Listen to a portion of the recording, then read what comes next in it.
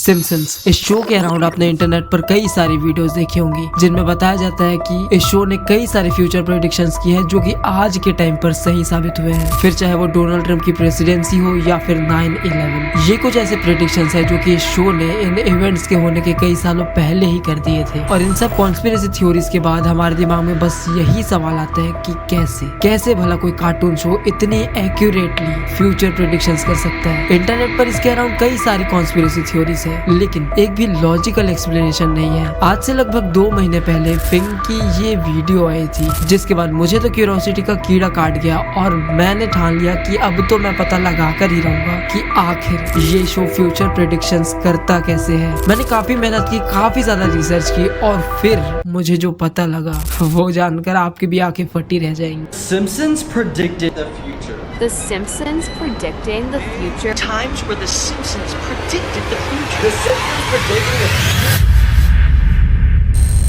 Okay, तो internet पर अगर आपको किसी भी इंफॉर्मेशन का सच जानना है तो आप क्या करोगे? आप उसे सिंपली क्रॉस चेक करोगे, गूगल पर सर्च करोगे। मैंने भी वही किया और मुझे इसके अराउंड कई सारे थ्योरीज मिले जो कि बताती है कि आखिर सिम्पसन्स फ्यूचर प्रेडिक्ट कैसे करता है। उनमें से कई थ्योरीज एकदम बेफालतू की थी जो कि कोई सेंस नहीं बनाती, लेकिन कई थ्योरीज ऐसी हैं जो कि एक्चुअल में सेंस बनाती हैं और इस वीडियो में मैं आपको उन्हीं थ्योरीज को एक्सप्लेन करूंगा। Theory number 1, numbers game. ये थ्योरी एक मैथ प्रोफेसर ने दी है। In 29 seasons, 120,000 jokes, 8.54 jokes per minute. और इस थ्योरी के अकॉर्डिंग देखो, सिम्पसन्स एक बहुत लंबे टाइम तक चलने वाला शो है जो कि 1989 से आज तक चलता हुआ आ रहा है। और क्योंकि ये शो इतने लंबे टाइम से चलता हुआ आ रहा है और इसने इतने सारे टॉपिक्स कवर किए हुए हैं, तो इस बात की पॉसिबिलिटी बढ़ जाती है कि इनमें से कोई ना कोई बात फ्यूचर में जाके सच साबित हो जाए। Only comes out to about a 1.6% success rate. The chalk's too big. यानी कि तुक्का लग जाए या कह लो कि लक। लेकिन एक मिनट, क्या बकवास है। इसका मतलब तो ये हुआ कि अगर कोई और भी शो इतने लंबे टाइम से चलता हुआ आ रहा है तो उसने भी फ्यूचर प्रेडिक्ट किया होगा, है ना? तो हाँ, इस थ्योरी में स्टार ट्रेक नाम के एक शो का एग्जांपल दिया जाता है जो कि सिम्पसन जितना ही लंबा चलने वाला शो है। और इस शो ने भी काफी सारे प्रेडिक्शंस दिए हुए हैं जो कि सही साबित हुए हैं, जैसे कि moon landing, video call, flat screen. तो इस थ्योरी के अकॉर्डिंग सिम्पसन्स में कोई भी खास बात नहीं है, ये बस लक का कमाल है कि इसकी 1-2 बातें सच हो गई हैं, बस, और कुछ भी नहीं। तो बस फिर सुलझ गए सिम्पसन्स की गुत्थी। अब आपको पता चल गया ना कि सिम्पसन्स आके फ्यूचर प्रेडिक्ट करता कैसे है। तो बस मिलते हैं नेक्स्ट वीडियो में, तब तक के लिए टेक केयर, गुड बाय। लेकिन एक मिनट, आपने मेरी वीडियो पर क्लिक किया है, इतना सस्ता कंटेंट तो मैं आपको नहीं दूंगा। देखो, ये थ्योरी सेंस तो बनाती है, लेकिन अगर आप इसे थोड़ा सा ध्यान से डीप लेवल पर सोचोगे और इन दोनों शोज को कंपेयर करोगे तो आपको पता चलेगा कि स्टार ट्रेक ने क्या ही प्रेडिक्ट किया है। Video call, flat screen, flip phone, यानी कि फ्यूचर में आने वाली टेक्नोलॉजी के बारे में। ऐसे प्रेडिक्शंस तो सिम्पसन्स ने भी किए हैं, जैसे कि स्मार्ट वॉच, वीडियो कॉल या फिर ऑटो करेक्ट। लेकिन सिम्पसन्स अलग यहीं पर हो जाता है जहाँ उसने रियल लाइफ इवेंट्स के प्रेडिक्शंस किए हैं और वो आज के टाइम पर सच साबित हुए हैं। जैसे कि season 9 episode 3 1997 Ebola outbreak. Simpsons ने इबोला आउटब्रेक को कई सालों पहले ही प्रेडिक्ट कर लिया था। और डोनाल्ड ट्रंप की प्रेसिडेंसी का क्या, और लेडी गागा का शो। इंटरनेट के अकॉर्डिंग इस शो ने आज तक 43 प्रेडिक्शंस किए हैं जो कि आज के टाइम पर सही साबित हुए हैं। और उनमें से सबसे शॉकिंग और एक्यूरेट जिसे माना जाता है वो है द हिग्स बोसॉन। साल 2012 में सन के साइंटिस्ट ने एक बहुत बड़ी डिस्कवरी की थी, द गॉड पार्टिकल की। जिन लोगों को नहीं पता उन्हें थोड़ा सा एक्सप्लेन कर देता हूँ। तो हम सबको पढ़ाया गया है कि ये जो हम अपने आसपास जो भी चीजें देखते हैं, ये सब इलेक्ट्रॉन्स, न्यूट्रॉन्स और प्रोटॉन्स मिलकर बनाते हैं। तो 1964 में एक थ्योरी दी गई थी जिसमें बताया गया था कि एटम्स में इलेक्ट्रॉन्स, प्रोटॉन्स और न्यूट्रॉन्स के अलावा भी कुछ ऐसा होता है जिससे एटम को मास मिलता है, और इसका नाम हिग्स बोसॉन रखा गया था। और 1964 से ही साइंटिस्ट लगे हुए थे एक इक्वेशन निकालने को जिसे हिग्स बोसॉन का मास ढूंढा जा सके। एंड फाइनली साइंटिस्ट ने 2012 में पार्टिकल एक्सीलरेटर की मदद से वो इक्वेशन निकाल ही लिया जिससे हिग्स बोसॉन की वैल्यू निकाली जा सके। लेकिन क्या आपको पता है कि सिम्पसन्स ने इस इक्वेशन को 15 साल पहले ही एक एपिसोड में प्रेडिक्ट कर लिया था। और ये इक्वेशन इतनी परफेक्टली कैलकुलेट किया गया था कि ये बस इतना दूर था इसकी डिस्कवरी से। व्हाट, कैसे ये चीज पॉसिबल है भला? किसी का भी दिमाग घूम जाए ये सोच के कि भला एक कार्टून शो क्वांटम फिजिक्स की थ्योरी कैसे सॉल्व कर सकता है, वो भी इसकी डिस्कवरी के 15 साल पहले। ये चीज पॉसिबल भी कैसे है? इसे सिम्पसन्स की सबसे एक्यूरेट प्रिडिक्शन माना जाता है और इसने सभी का दिमाग घुमा रखा है। सी इस पॉइंट पर आके मैं अटक चुका था। मैंने सारे आर्टिकल्स पढ़ डाले, सारे वीडियोस देख डाले कि भला मैं सिम्पसन्स की इन प्रिडिक्शंस को कैसे एक्सप्लेन करूं और कोई भला कर भी कैसे सकता है। और फिर मुझे वीडियो मिली चैपल की। इन्होंने सिम्पसन्स के सैकड़ों एपिसोड्स का डीप एनालिसिस किया हुआ है और कुछ कमाल के ग्राफ्स और स्टैट्स हमें दिए हैं जिनसे हम इस क्वेश्चन का आंसर एक्चुअली में ढूंढ सकते हैं। तो इंटरनेट के अकॉर्डिंग सिम्पसन्स ने आज तक 43 प्रेडिक्शंस किए हुए हैं जो कि सच साबित हुए हैं। लेकिन अगर हम इसे चैपल के रिसर्च के पर्सपेक्टिव से देखें तो उनमें से 13 प्रेडिक्शंस ऐसे हैं जो कि सिर्फ एक इत्तेफाक है और बाकी के 30 प्रेडिक्शंस ऐसे हैं जो कि सच में क्वेश्चनेबल हैं। फॉर एग्जांपल एक एपिसोड में दिखाया जाता है कि बार्ट नाम का एक कैरेक्टर एक मैगजीन को देख रहा होता है और उस मैगजीन पर $9 का साइन बना होता है और अगर आप इसे ध्यान से देखोगे तो आपको इसमें पीछे ट्विन टावर नजर आएगा और साथ में अगर आप इसे देखोगे तो ये बिल्कुल ऐसा लगता है जैसे कि ये 9/11 की तरफ इशारा कर रहा हो और ये एपिसोड 9/11 के 5 साल पहले आया था और इसीलिए ये कॉन्स्पिरेसी थ्योरी बनाई जाती है कि सिम्पसन्स ने 5 साल पहले ही 9/11 को प्रेडिक्ट कर लिया था। तो ये कोई प्रेडिक्शन नहीं था बल्कि सिर्फ एक इत्तेफाक था, लक था और कुछ भी नहीं। और ऐसे 12 और प्रेडिक्शंस है जो कि सिर्फ एक इत्तेफाक है, कोइंसिडेंस है। और इन 13 प्रेडिक्शंस को जो मैंने वीडियो के शुरू में थ्योरी बताई थी वो एक्सप्लेन करती रहती है। बट द क्वेश्चन इज बाकी के 30 प्रेडिक्शंस का क्या है? ये कोई लक या कोइंसिडेंस नहीं हो सकता। जैसे कि ये वाला एपिसोड जिसमें रियल इक्वेशन को डाला गया था। राइटर चाहते तो कोई भी इक्वेशन डाल सकते थे, रैंडम नंबर डाल सकते थे, लेकिन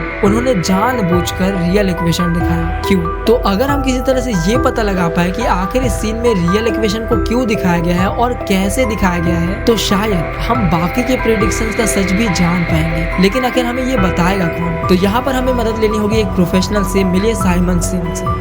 My name's Simon Singh. I live in London and I suppose for 15-20 years I've been writing books about mathematics and physics. इनका नाम है साइमन सिंह और ये एक पार्टिकल फिजिसिस्ट हैं। इन्होंने फिजिक्स और मैथमेटिक्स के अराउंड कई सारी बुक्स लिखी हैं और इन्होंने सन के लिए भी काम किया हुआ है और तो इन्होंने सिम्पसन्स के ऊपर भी एक किताब लिखी है। चलिए देखते हैं कि इनका क्या कहना है सिम्पसन्स के प्रेडिक्शंस के ऊपर। We have such a long running show that covers so many different topics.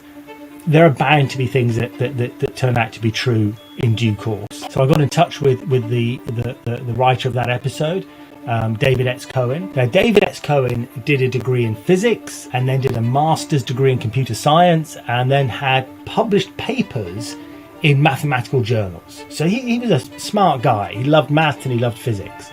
And so he wanted to create this equation and put it on the board. So he rang up his friend David Sheminovich, who was a professor at Columbia.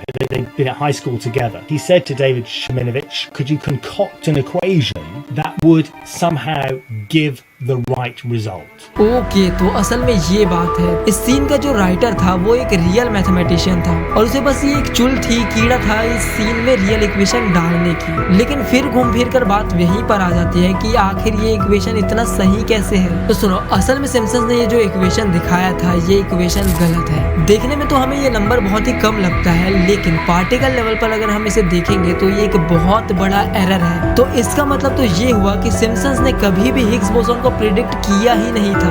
ये board वाला scene बस एक joke था जो कि real life से connected होकर भी रियल लाइफ से कनेक्टेड नहीं है। और ये एक पैटर्न है अगर आप सिम्पसन्स के प्रेडिक्शंस को देखोगे तो आपको ये सेम पैटर्न नजर आएगा। फॉर एग्जांपल सालों पहले एक इंटरव्यू में ट्रम्प ने प्रेसिडेंट बनने से मना कर दिया था। Sounds like political presidential talk to me. I know people have talked to you about whether or not you want to run. I do get tired of seeing what's happening with this country, and if it got so bad, I would never want to rule it out totally. जिसके बाद ही Simpson's ने ये वाला episode बनाया था जिसमें Trump ही president बन जाता है। तो ये जो एपिसोड था ये असल में इस इंटरव्यू से इंस्पायर्ड था और ये एक पैटर्न है जो कि आपको सिम्पसन्स की हर एक प्रेडिक्शन में देखने को मिलेगा। इसे और अच्छे से समझने के लिए चलो हम एक ग्राफ देखते हैं। ये ग्राफ भी हमें चैपल ने निकाल कर दिए हैं तो इसके लिए उनको स्पेशल थैंक्स। ये ग्राफ दिखने में तो बहुत ही मेसी है लेकिन मैं आपको एकदम आसान तरीके से समझाता हूँ। आप ये जो जितने भी बार्स देख रहे हो ये सारे सिम्पसन्स के सीजन्स हैं, और ये जो रेड डॉट्स आप देख रहे हो ये सब सिम्पसन्स के प्रेडिक्शंस हैं जो कि आज के टाइम पर सच साबित हुए हैं। अब आप ये जो ब्लैक लाइंस देख रहे हो ये शो के राइटर्स हैं। किसी ने सिर्फ एक ही सीजन लिखा है और किसी ने कई सारे सीजन्स लिखे हैं। और यहाँ पर थोड़ा सा ध्यान देना, इस शो में सबसे ज्यादा प्रेडिक्शंस तब हुए हैं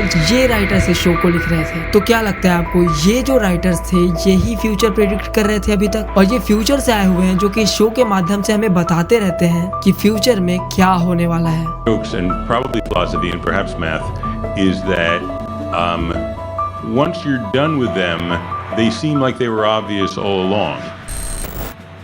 देखो ये जो शो है ये बाकी के शो से बहुत ही ज्यादा अलग है, क्योंकि ये शो रियल वर्ल्ड से जुड़ा हुआ है और ये रियलिटी का मजाक उड़ाता है। इसलिए इस शो के जो भी राइटर्स हैं वो हाईली एजुकेटेड है और टैलेंटेड है, ताकि जो भी इस शो में प्लॉट्स दिखाए जाए, जो भी जोक्स मारे जाए वो 100% लॉजिकल हो, जिससे लोगों का इस शो में और भी ज्यादा इंटरेस्ट बढ़े। लेकिन ये कहना कि इन्होंने फ्यूचर प्रेडिक्शंस किए हैं ये एकदम ही फालतू की बात है, क्योंकि देखो फ्यूचर प्रेडिक्शंस होते क्या है। अगर कोई कहे कि इस डेट पर ये चीज होने वाली है और वो घटना उस तारीख पर हो जाती है तो फिर इसे हम फ्यूचर प्रेडिक्शन कह सकते हैं। लेकिन अगर कोई इंसान कल को उठकर कोई हवा में बात बोलता है जो कि 2-3 साल बाद सच साबित हो जाती है तो इसे आप फ्यूचर प्रेडिक्शन तो नहीं कहोगे, ये तो बस एक इत्तेफाक हुआ है ना। असल में शो ने आज तक 1.5 लाख से भी ज्यादा जोक्स मारे हैं और उनमें से कितनी सच है, सिर्फ 43। अब इसे कोई इंसिडेंस नहीं बोलेंगे तो क्या बोलेंगे मुझे नहीं पता। सिम्पसन्स के अराउंड बस ये कॉन्स्पिरेसी थ्योरी है जो कि कंटेंट क्रिएटर्स के द्वारा फैलाई जाती है। कई कंटेंट क्रिएटर्स तो इसे इतना बढ़ा चढ़ाकर बताते हैं जो कि सच भी नहीं होता, और बाकी का काम तो इंटरनेट कर देता है ऐसे फोटोशॉप इमेजेस को फैलाकर। एक चीज आप समझ लो, आप जो भी इंटरनेट पर देखते हो वो सच हो ये जरूरी नहीं है, और इन जैसे क्रिएटर्स पर अंधा विश्वास मत किया करो। तो बना सकता है और फैक्ट्स को चेरी पिकिंग करके आपको मैनिपुलेट कर सकता है। तो आपको खुद भी एक चीज समझना होगा और खुद की रिसर्च करो, खुद एक बार क्रॉस चेक कर लो कि जो भी इन्फॉर्मेशन आपको दी जा रही है क्या वो सच में सच है। और जाते जाते मैं चैपल और डिस्टर्ब डिटेक्टिव को थैंक यू कहना चाहूंगा, क्योंकि उन्हीं की वीडियो से मैंने इंस्पायर होकर ये वीडियो बनाई है। आई होप आपको इस वीडियो से इसका एक लॉजिकल एक्सप्लेनेशन मिला हो। तो अगर आपको ये वीडियो अच्छी लगी हो तो वीडियो को लाइक करके चैनल को सब्सक्राइब जरूर से करना, और मिलते हैं नेक्स्ट वीडियो में।